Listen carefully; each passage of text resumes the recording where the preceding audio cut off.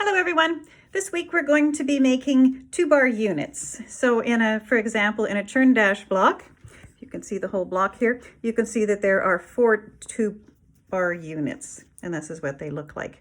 So these are made from strips. So when we were cutting our strips, this is what we can sew 2 of them together and we can make these units.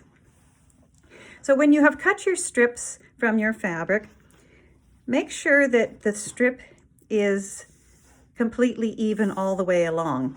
If you cut it and on the bottom here where the fold is, it isn't quite positioned properly, you will end up with a V.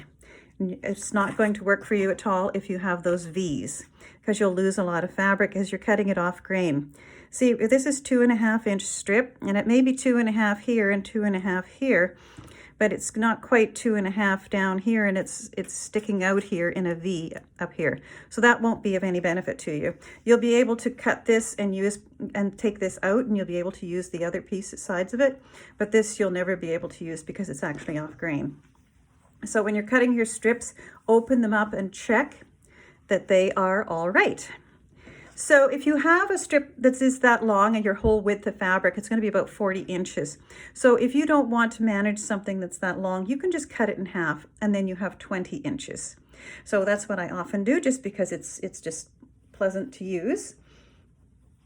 And then I would put my 2 fabrics right sides together and making sure that they are nice and flush on the edge here. That's important. And then I go to my sewing machine and I will sew it with the seam allowance that I've established with my thread and my fabrics. And as you're sewing, just make sure that as the needle is coming along, that you are continuing to pay attention that this is remaining flush, because the fabrics like to move on you a little bit. So this is going to be flush here and it's going to be flush here, because it is a 2.5-inch strip and it should remain flush all the way down. So then when I have that accomplished, then I'm going to set that seam. So I'm just going to move this arm over to my iron.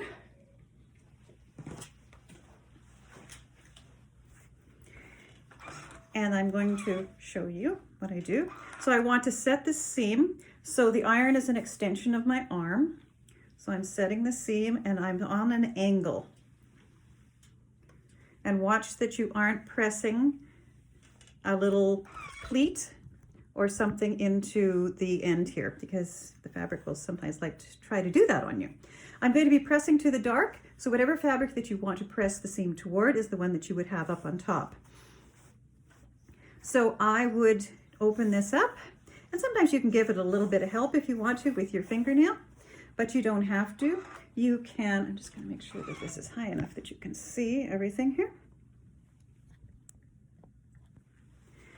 You can just take your iron, again on the angle, let the iron do the work.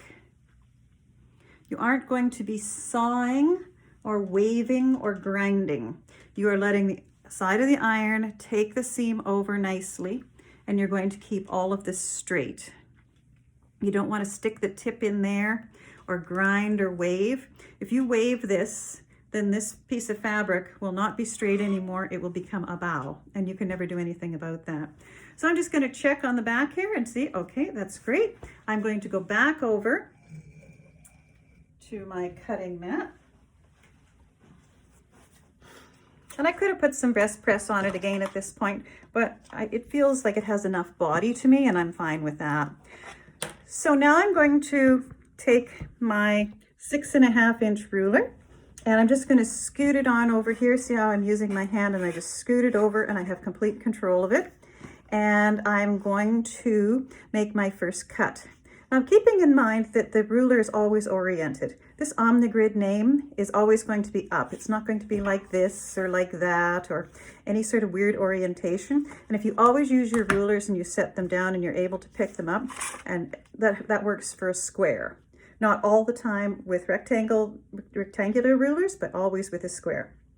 So I'm just going to scoot this over, make sure that my seam is accurate, and then I have a full 4.5 from this edge to this edge.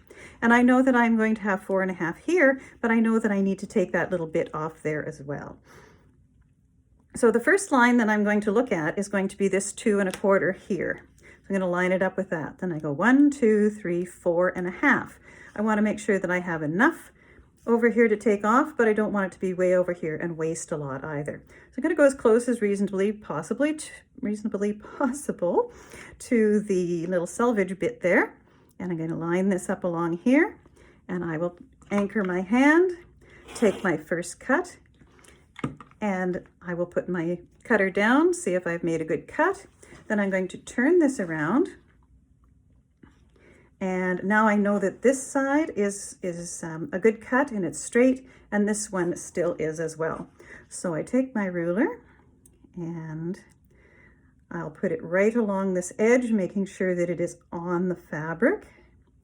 And then I'll make sure that this one here, and I'll make sure that this is lined up on the seam. And at this point, I can see that I'm going to be very accurate down here and up here, but I'm going to start to take that little bit off and make it very exact. So up and around the corner. And then I'm going to move this around. See, I don't have very much. And that's about how much you want to be taking off all the time. Just little bits, just to make it nice and clean and exact. So now I have this along the edge here, line on the fabric. This is a nice tight corner down here, and I have my nice 45-degree going from corner to corner. This line here is on the 2 1/4, and I can just anchor my hand, take my cutter up and around the corner. Now when you go around the corner, like when you're going up, you always go the full length. Careful that you're not cutting off the edge of your ruler. So come at it like this instead of some mangly way, and go around the corner. And there you have it. There is a 2-bar unit. So now you can put that into a churn dash block. And I have a few of these here. I don't have all of them, but there's 1, there's 2, and there's the 3rd one. And you can see that they are 4.5, so you have room for your seam allowance. And this horizontal seam is nice and straight, so it's going to look really great.